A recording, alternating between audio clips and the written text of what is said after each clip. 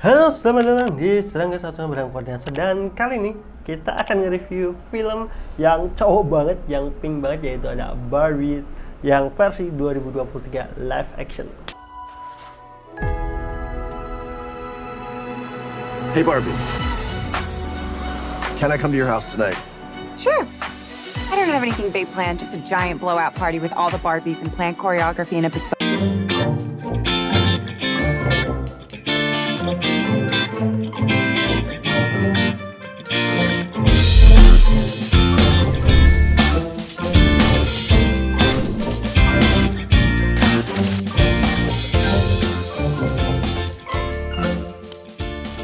Nah, siapa nih yang udah nunggu banget film Barbie ini gitu, karena hype-nya sama gitu, karena tayangnya bareng dengan Oppenheimer. FOMO-nya Oppenheimer ini akhirnya kebawa juga ke Barbie, yang akhirnya ada tagline Barbieheimer atau apapun itu. Ketika kalian udah nonton Oppenheimer 3 jam dengan cerita terkait bom atom, mungkin kalian butuh refreshing untuk nonton yang lucu-lucu, yang cowok banget, yang pink banget, yaitu Barbie ini gitu lah. Itu adalah ekspektasi aku pada saat aku mau nonton Barbie, tapi aku nggak, kesalahan utamaku dan nonton film Barbie ini, aku nggak ngelihat sutradaranya siapa, sutradaranya itu bikin film apa aja gitu. Karena ternyata yang awalnya aku ngira aku pengen nonton Barbie untuk refreshing otakku setelah nonton 3 jam Oppenheimer di hari yang sama, ternyata aku salah besar.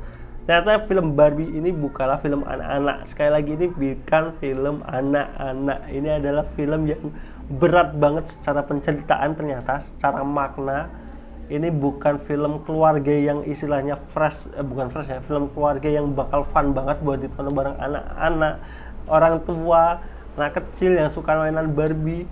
Yang kalau orang-orang yang nggak tahu mungkin ngebayanginnya yang namanya Barbie dibikin live action ya akan menceritakan kisah boneka ini terkait struggle-nya seperti apa mungkin, ataupun masalah-masalah mungkin kayak Toy Story atau apapun kayak gitu. Tapi ternyata sekali lagi enggak, di sini terlalu banyak disisipkan makna-makna terkait woman power dan lain-lain lah berkaitan dengan ini. Dan ini yang aku jujur agak kaget banget terkait film ini gitu. Aku kok gini gitu. Ini menurutku terlalu berat untuk anak-anak, makanya ini aku udah harapanku untuk refreshing, ternyata kayak terlalu banyak informasi yang masuk di otak. Dan anjir, udah capek nih otakku nonton Oppenheimer, sekarang nonton Barbie malah disuguhi dengan cerita yang seperti ini. Jadi kita langsung aja masuk kepada non spoiler preview untuk film Barbie 2023 atau Barbie-nya versi Margot Robbie. Nah, langsung aja, seperti tadi yang aku bilang bahwa saya film Barbie ini tentu jangan kalian harap ini adalah film cewek, film anak-anak, film yang bisa kalian tonton bareng anak-anak kalian ajak semua, karena ternyata film Barbie ini berbeda daripada itu. Oke, mungkin ada istilahnya, mungkin anak-anak masih suka aja sih ngelihat flash istilahnya boneka-boneka Barbie, set-set mainan segala macam kayak gitu. Tapi yang jadi masalah adalah tempo cerita dan gaya penceritaan si sutradaranya ini, itu si Greta siapa ya, bentar saya cek dulu. Si Greta Gerwig ini ternyata dia sering banget bikin film-film yang kelasnya adalah kelas Oscar, istilahnya kelas-kelas yang memang apa ya, banjir pujian, banjir nominasi lah kayak gitu. Dan kita tahu kalau film-film yang tipikalnya adalah film-film yang Oscar atau yang nominasi-nominasi ini pasti punya gaya penceritaan yang cukup berat gitu. Dan ternyata terbukti di film ini itu tidak hanya menceritakan soal mainan Barbie, boneka si Margot Robbie ini yang ingin mengembalikan istilahnya apa ya, kan ini ada sedikit-sedikit kayak unsur Toy Story-nya gitu kan, rusak segala macam lah gitu. Ternyata lebih jauh lagi daripada itu gitu, banyak banget unsur-unsur yang ingin disampaikan di film ini terkait si Barbie ini, dari awal boneka menjadi manusia atau seperti apapun, kemudian apa yang dipermasalahkan kan. Ternyata ini nggak cuma sekedar masalah permainan tuh, cuman lebih menceritakan kepada yang namanya dunia nyata dan juga dunia imajinasi itu punya peranannya masing-masing dan punya dampak yang berbeda. Ini yang cukup aku nggak nyangka bahwa saja film Barbie ini ternyata bakal seberat ini gitu cara penceritaannya gitu. Oke, mungkin secara gambaran cukup keren, cukup fresh, warna-warni, warna pink, warna biru segala macam, tapi ternyata itu semua ya balutan dunianya saja gitu, tapi ternyata isinya banyak banget dialognya, banyak banget pesan-pesan yang ingin disampaikan di film. Jadi sekali lagi, jangan kalian sangka film ini adalah film cewek atau film anak-anak atau film keluarga. Tetap bisa ditonton semua umur, tapi tetap film ini akan sangat berat banget gitu. Dan ini lebih, aku ngiranya lebih cocok kepada perempuan-perempuan kalian atau orang-orang yang udah dewasa sih sebenarnya target pasar dari film Barbie ini gitu. Jadi itu aja preview dan spoiler aku untuk film Barbie 2023. Aku bingung, aku nggak akan kasih skor untuk previewnya, aku akan langsung aja masuk ke movie spoiler untuk film Barbie 2023. Nah, oke, kalau kita ngomongin Barbie, tentu aja kita pengen tahu sejarahnya terlebih dahulu, dan di sini di openingnya itu sudah diberikan gambaran sedikit lah terkait dulu anak kecil tuh mainannya boneka-boneka bayi-bayian gitu, sampai akhirnya Barbie muncul dan menjadi mendunia, sampai kita diperlihatkan world dunianya Barbieland. Itu keren sih, maksudnya untuk menceritakan sebuah Barbieland, Barbie itu karakternya seperti apa gitu. Ketika si Margot Robbie meranin Barbie itu yang kakinya jinjit, pas sepatunya dilepas dia masih jinjit, itu detail-detail yang apa ya, ya seperti itu gitu mainan Barbie gitu. Maksudnya kan Barbie ya saya kaku kayak gitu. Jadi world buildingnya di Barbieland itu benar-benar menurutku apa ya, mengambil jalan yang berbeda daripada Toy Story gitu. Kalau Toy Story kan walaupun pada saat bonekanya hidup, dia masih ada kesan-kesan realistisnya. Nah kalau ini tuh benar-benar masih memaku bahwasanya ya cara memainkan boneka Barbie itu ya seperti ini gitu. Jadi ketika dia rumahnya itu tanpa dinding, kemudian dia pas naik ke mobilnya itu ya udah tinggal loncat atau terbangin aja, dari dia nggak jalan lewat tangga, lewat pintu, enggak gitu. Jadi maksudnya world building Barbie-nya itu keren kayak gitu. Referensi-referensinya mungkin aku nggak paham semua gitu, karena aku nggak mainan boneka Barbie itu. Cuman tahu dia, dan aku suka film animasinya kayak Fairytopia, Mermaid itu aku dulu nonton sih, dulu kan sering banget di industri itu. Nah di sini juga ada Ken, dan ternyata banyak banget koleksi-koleksi Barbie. Ada yang Barbie yang hamil gitu, walaupun itu katanya udah nggak produksi lagi. Ada Barbie yang kulit hitam, kulit ini, kemudian bahkan ada yang Barbie yang disabilitas dan lain-lain. Ternyata itu muncul semua di sini gitu, dan keren sih maksudnya. Aku baru tahu kalau ternyata Barbie itu dari si metal ya, mate atau apa itu, dari pabriknya itu ternyata mereka memproduksi yaitu berbagai macam jenis Barbie yang unik-uniknya. Kalau yang dulu kan yang stereotip, yang istilahnya Barbie yang kita tahu kan yang rambutnya pirang gitu, yang cewek putih terus tinggi langsing kayak gitu doang. Nah, ternyata sekarang itu udah lebih banyak lagi kayak gitu. Nah tapi kalau kita ngobrolin film ini tadi, karena aku udah bilang film ini dari sutradara yang sering bikin film-film berat dalam artian secara narasi, jujur film ini aku akuin penceritanya berat banget sih. Berat tuh malah di awal-awal itu agak ringan. Mesti di awal-awal kita kayak bisa menerka, oh arahnya pasti ke sini.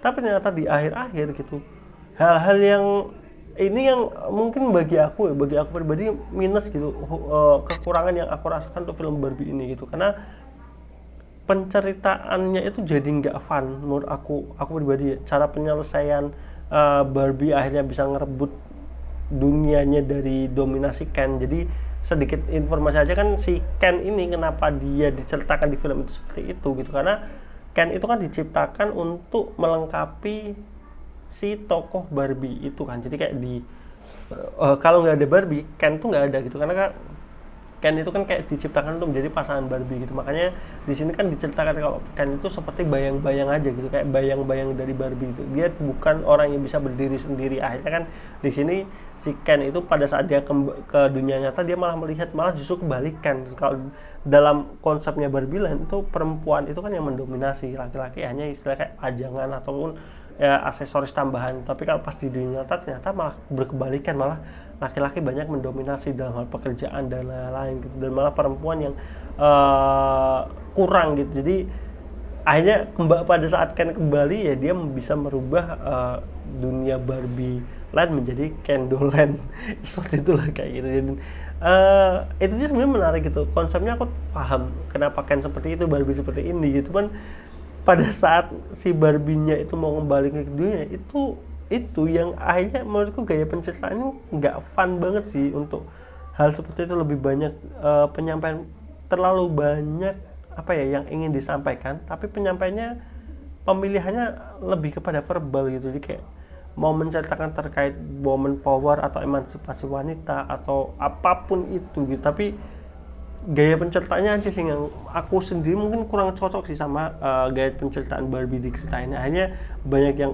loh kok gini, kayak akhirnya bingung gitu antara konsep dunia nyata dan Barbie Land itu kesinambungannya mungkin bukan sesuatu yang istilahnya serius banget untuk kita pelajari, tapi jadinya kayak banyak banget plot hole yang akhirnya itu dikesampingkan di film ini gitu, guna untuk menceritakan soal apa arti dari si boneka Barbie itu sendiri gitu. Dan bahkan di endingnya aku jujur bingung banget gitu. Maksudnya kan akhirnya dia ketemu sama si Ruth-nya itu lah, si pencipta Barbie yang sudah meninggal ya.